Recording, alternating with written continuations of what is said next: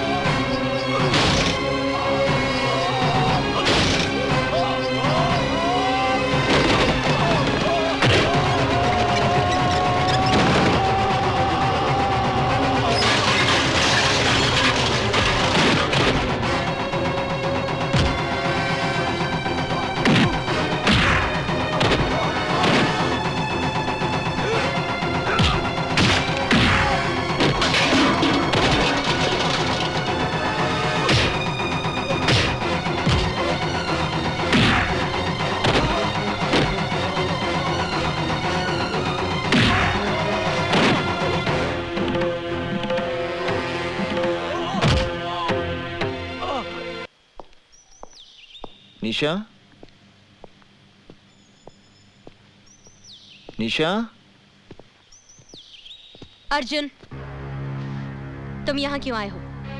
निशा, मैं जानता हूँ कि तुम मुझसे नाराज हो, मगर मेरी भी कोई मजबूरी थी और आज मैं वो बात। ना तुम बात करने लायक हो ना मुलाकात करने। निशा, निशा। बाहर निकलो यहाँ से, गेट आउट। ये क्या कर रही हो निशा? मेरा नाम जपने से तुम बहादुर नहीं बन जाओगे अर्जुन दीक्षित।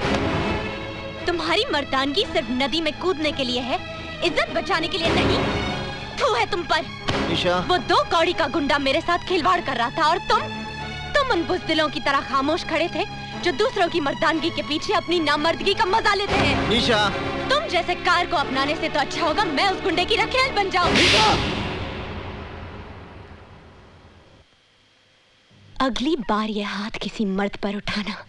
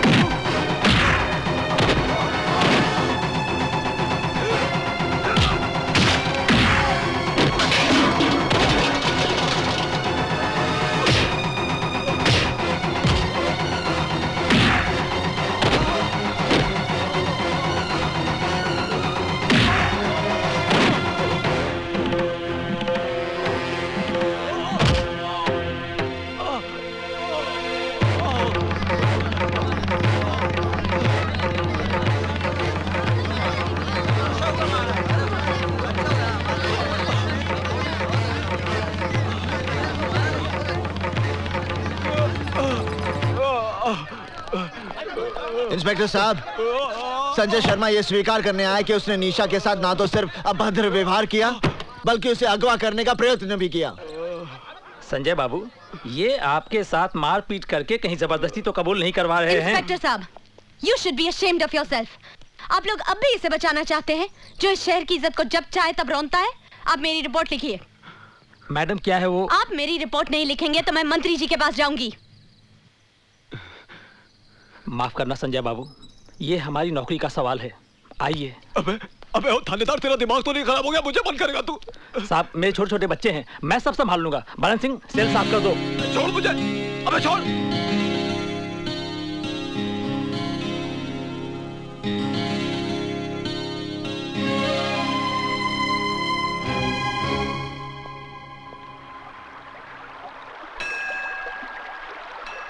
क्या देख रहे हो अर्जुन? शास्त्र उठाने वाले हाथ आज शस्त्र बन गए। ये नेक काम तो तुम्हें बहुत पहले करना चाहिए था। अन्याय के खिलाफ हाथ उठाना न्याय है। हाँ, तुम ठीक कह रही हो निशा, पर इस युद्ध का अंत क्या होगा? युद्ध का सिर्फ आरंभ होता है अर्जुन, जो हो चुका है। हार होगी या जीत ये कोई नहीं जानता। अब तुम्हारा कर्म और धर्म सिर्फ इस युद्ध को लड़ना है। निशा, इस युद्ध में तुम मेरे साथ हो ना? मैं तो जिंदगी भर तुम्हारे साथ हूँ अर्जुन, जिंदगी भर। माँ, वो हरामजादे की वजह से मुझे एक रात हवालात में गुजारनी पड़ी। माँ, प्रोफेसर दीक्षित को यूनिवर्सिटी से निकाल दो, नौकरी छीन लो उस साले की। बकवास बंद करो। प्रोफेसर दीक्षित ने अगर तुम्हारा भाड़ा फोड़ दिया तो उसकी सजा तुम भुगतो। लेकिन मेरी बात तो सुनो माँ। संजय, एक बात मेरी ध्यान से सुन लेना। मैं तुम्हें आखिरी चेतावनी देती हूँ, अगर भविष्य में तुम्हारी कोई शिकायत मेरे पास आई तो मैं तुम्हें कानूनी तौर पर इस परिवार से बेदखल कर दूंगी। जनार्दन, बिल्लू, शुक्ला, अपने आदमियों से कहो कि हथियार गाड़ी में डालें।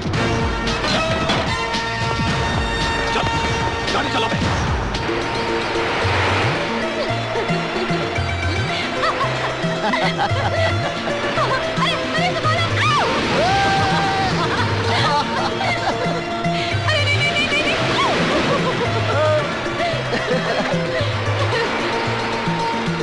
That was great fun. मजा आया ना?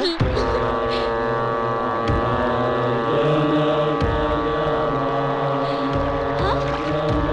अरे यहाँ बोट रोकिए ना, थोड़ी देर के लिए बोट रोकिए प्लीज प्लीज प्लीज प्लीज।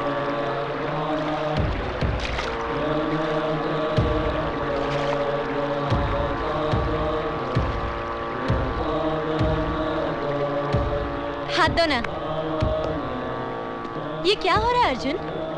ये वो आध्यात्मिक यज्ञ है निशा, जिसमें सन्यासी जब तक यज्ञ ना समाप्त हो जाए ना अपना स्थान छोड़ सकते हैं ना अपना ध्यान तोड़ सकते हैं। मैं अभी उनका ध्यान तोड़कर दिखाती हूँ।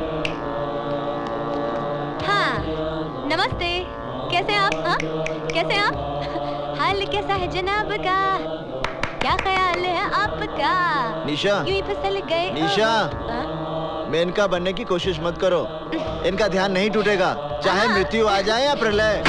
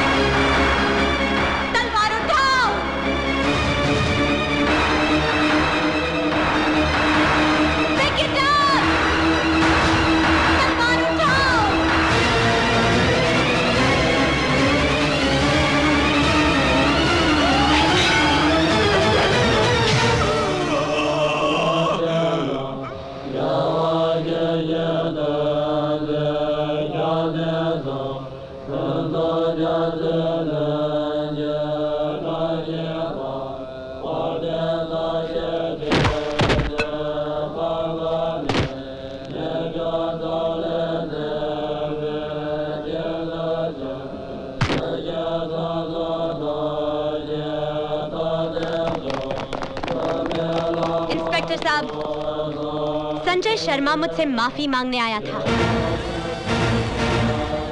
पर अर्जुन दीक्षित ने उस पर तलवार से वार किया और उसे मार डाला। Arrest him.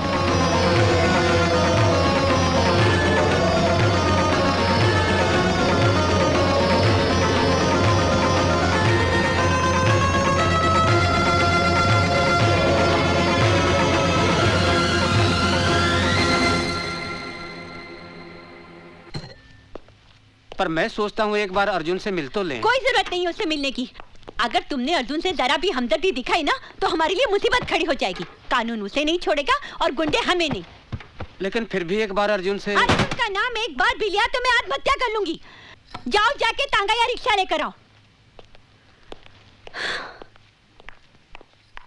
कमाल है, मुलजिम अर्जुन ने ना ही कोई जमानत की अर्जी दी है और ना ही अभी तक कोई उसकी जमानत लेने आया है।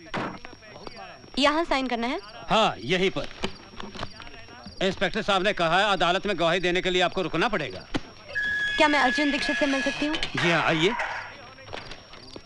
माँ साहब आपसे मिलने के लिए कई मर्तबा मुझसे कह चुके हैं और मैं ये सोचकर नहीं बोला कि शायद आप उनसे मिलना ना चाहती हूँ। मैं अर्जुन दीक्षित से मिलना चाहती हूँ। माँ साहब आपसे मिलने निशा जी आई हैं। निशा, निशा तुमने मेरे साथ ऐसा क्यों किया? बताओ मेरे साथ ऐसा क्यों किया? यही बताने के लिए मैं तुम्हारे पास आई हूँ प्रोफेसर अर्जुन दीक्षित। मेरा पूरा नाम है निशा चोपड़ा। मैं संगीता चोपड़ा की बहन हूँ। संगीता चोपड़ा याद है या भूल गए?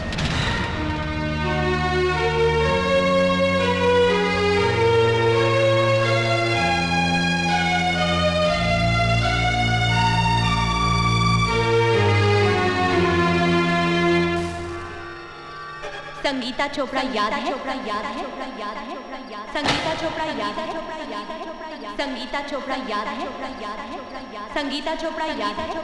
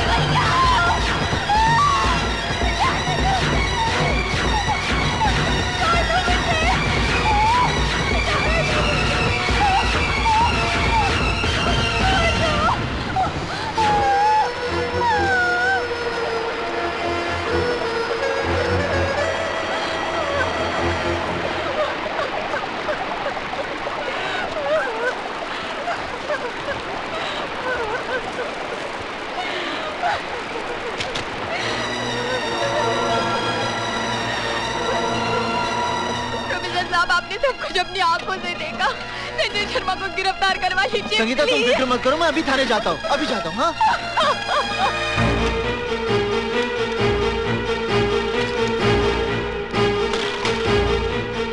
इंस्पेक्टर साहब, संगीता चोपड़ा मेरी छात्रा है। संजय शर्मा ने उसके साथ बलात्कार किया मेरी आंखों के सामने। आप रिपोर्ट लिखिए ना। एक मिनट इंस्पेक्टर साहब, आप एक मिनट बैठिए। हेलो, मैं इंस्पेक्टर मिश्रा बोल रहा हूँ। मामला बहुत सीरियस है।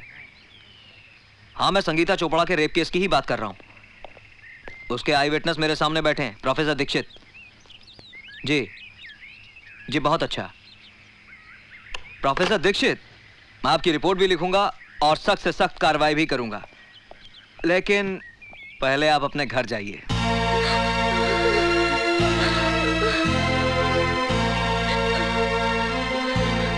चाची, क्या हुआ? चाची, आपके यहाँ चाय तो बहुत बढ़िया बनती है। संजय बाबू, आप यहाँ क्या कर रहे हैं? जैसे ही थानेदार साहब ने मुझे सूचना दी कि आप रिपोर्ट लिखवाने थाने गए हैं, तो मैं अपने आप को रोक नहीं पाया, क्योंकि मेरे खिलाफ रिपोर्ट लिखवाकर आप अपना एक कर्तव्य पूरा करते तो यहाँ घर पर आपका दूसरा धर्म अधूरा रह जाता है।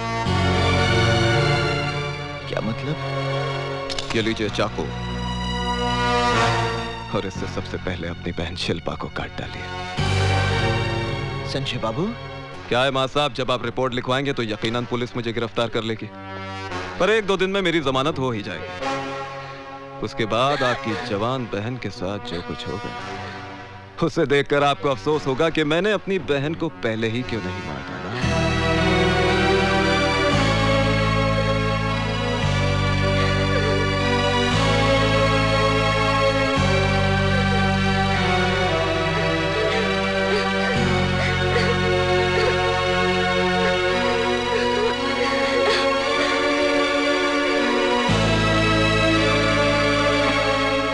अरे मां साहब, इतना सोचिए मत।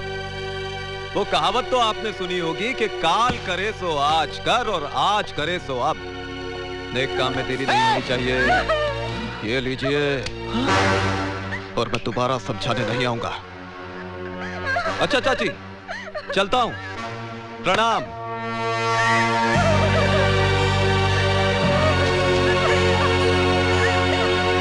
अरे थानेदार साहब, भला मैं इसका बलात्कार क्यों करूंगा? ये राज नहीं, झूठ बोल रहा है। बलात्कार करने का सवाल ही नहीं उठता है। ये साली तो खुद मेरे आगे पीछे घूमती है। मेरे साथ जबरदस्ती की इसे जवानी का एहसास भी मैंने ही कराया। आइए दीवान जी आइए बैठिए।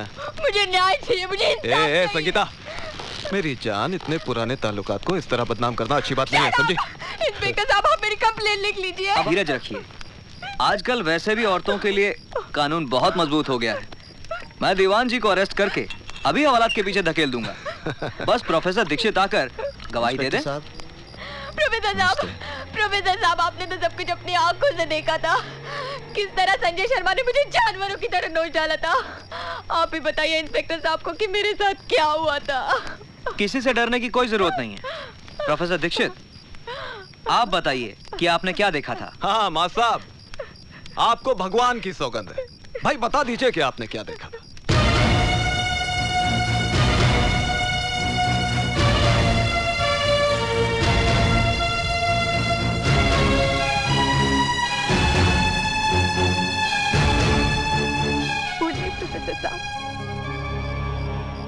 मैंने कुछ नहीं देखा।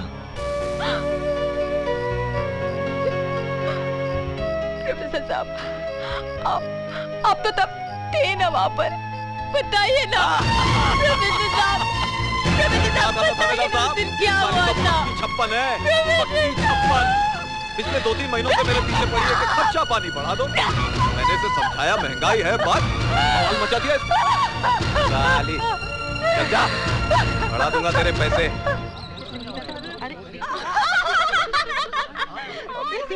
अरे संजय शर्मा में क्या फूल डाले थे? कांटे तो हमारे बिस्तर पे भी नहीं है। संगीता, पैसे तो हम भी दे देंगे।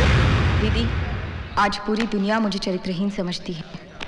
प्रोफेसर दीक्षित यदि चाहते तो मुझे न्याय मिल सकता था, लेकिन चुप रहकर उन्होंने जो मेरे साथ अन्याय किया है उसके लिए मैं उन्हें कभी क्षमा नहीं करूंगी, और ना ही कभी तुम उन्हें क्षमा करना।